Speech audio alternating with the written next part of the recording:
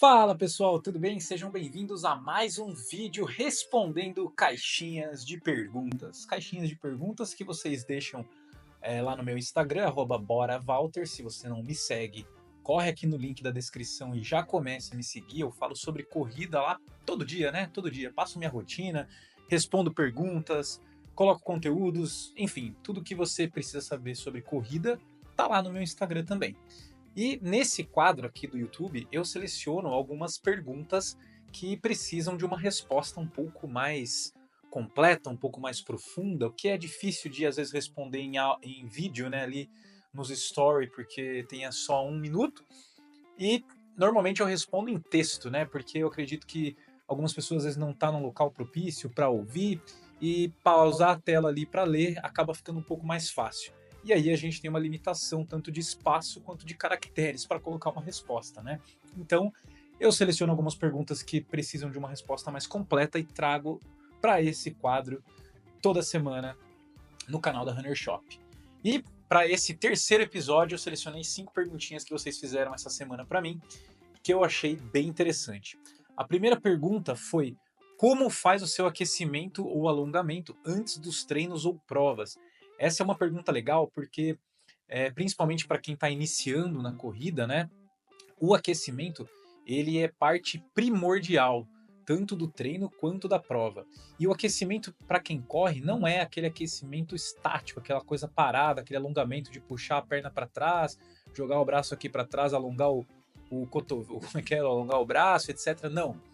O aquecimento ideal para quem corre ele tem que ser dinâmico. E aí você pode fazer alguns educativos de corrida, que inclusive tem vídeo aqui no canal que eu mostro como fazer um aquecimento de 3 minutos, coisa bem rápida, que são exercícios dinâmicos que envolvem também esses educativos de corrida.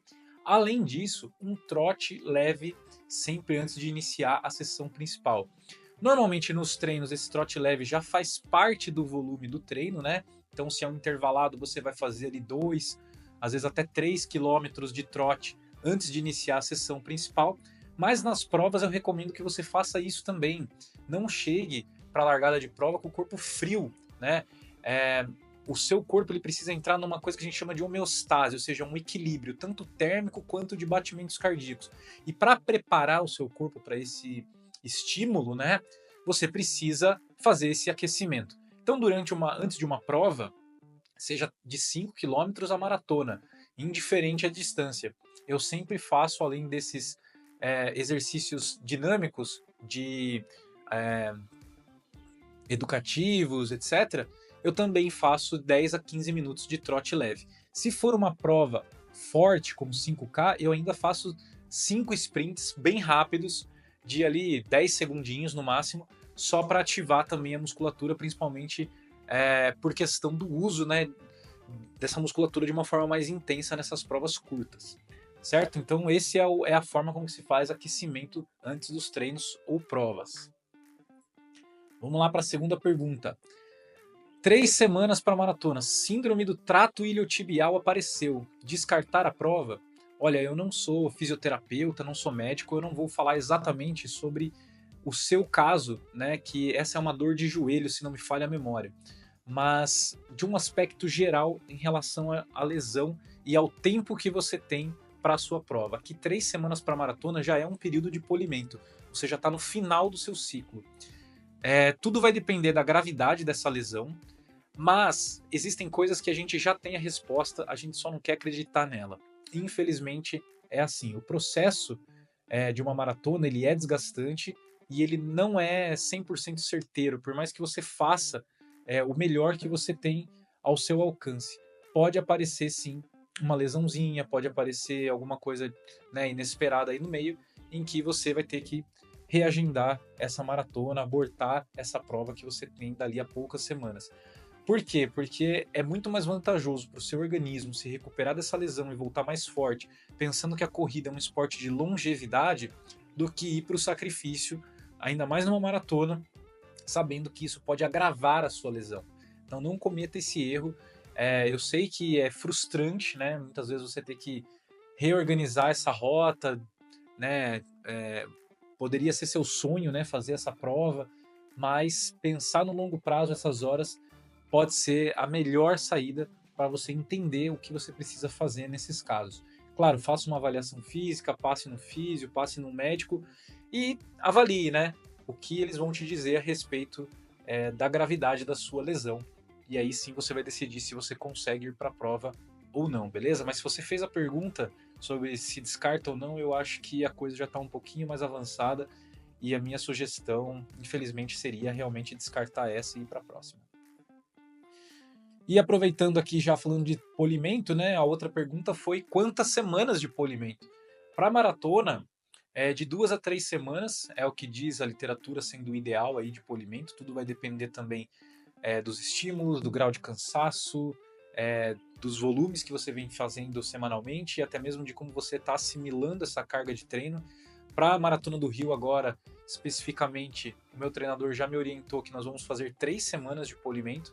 Isso porque, se você estiver acompanhando a saga também da Maratona Sub 2:40 que eu estou soltando aqui no canal toda terça-feira, você viu que na minha meia maratona que eu fiz, de teste, eu cheguei um pouquinho cansado na prova, mesmo tendo feito ali um polimento de uma semaninha para meia, né?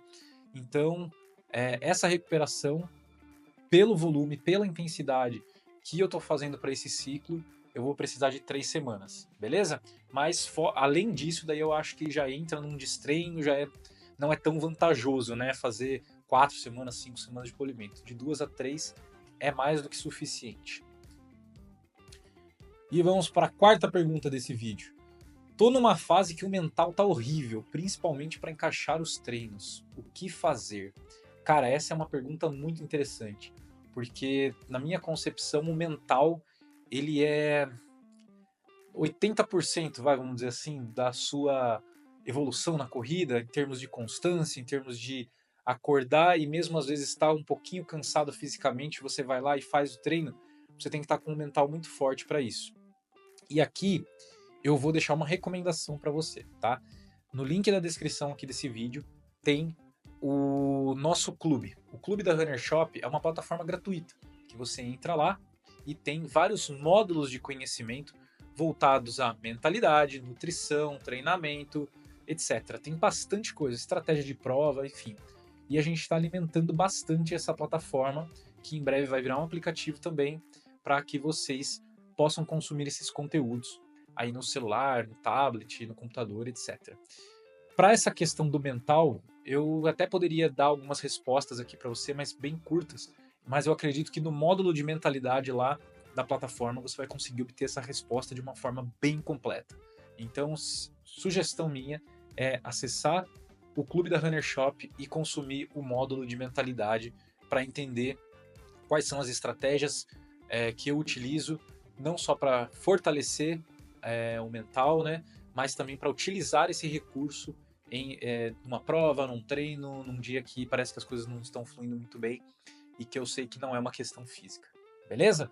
Tá aqui na descrição desse vídeo o Clube da Runner Shop, entra lá e veja esse módulo sobre mentalidade. Última perguntinha desse vídeo, encerrando com o que fazer nas subidas de provas quando se está fazendo o restante todo ritmado? Perco muito o ritmo. Olha, ultimamente, recentemente, eu tenho feito bastante. Eu fiz, né, bastante maratona em subida. A última, que foi em agosto do ano passado, de Paris, teve subida. A Maratona de São Paulo teve subida também em abril. Aí no ano retrasado, no final do ano, eu fiz Curitiba, que tem bastante subida. Então eu passei por 3 maratonas seguidas que não foram planas, né? E nesses casos, o que eu faço? Eu estudo o percurso da prova, vejo quais são os pontos que tem de subida e mais ou menos a quilometragem que eu vou pegar em subida, para daí sim fazer uma avaliação de quanto eu vou ter que fazer na média do ritmo, principalmente nos trechos planos, para compensar o desgaste nessa subida depois. Para você ter uma ideia, na maratona de Curitiba, o quilômetro 41, falha a memória, tem uma subida bem complicada. E lá eu passei a 5 por quilômetro, sendo que a prova estava passando a 3,55, 4 por quilômetro, né? Então, só ali eu perdi 1 minuto inteiro da maratona para correr esse último quilômetro. Mas eu tinha como objetivo correr a prova abaixo de 2h50, e foi o que acabou acontecendo, 2h48. Mas quando eu cheguei ali, a prova estava prevista para 2h47. Então eu corri um pouquinho abaixo já para compensar durante os 42 quilômetros essa subida que eu sabia que ia ser bem extenuante e que eu ia perder bastante ritmo nela, assim como algumas outras que aconteceram durante a prova.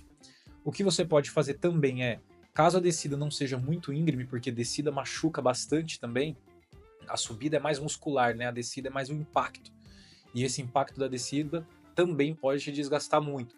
Então não tente compensar demais, mas caso seja uma descida suave, você pode acelerar um pouquinho para passar alguns quilômetros ali, às vezes 3, 5 segundos mais rápidos do que a média que você pretende fazer e ganhar essa gordurinha para na subida depois você conseguir compensar.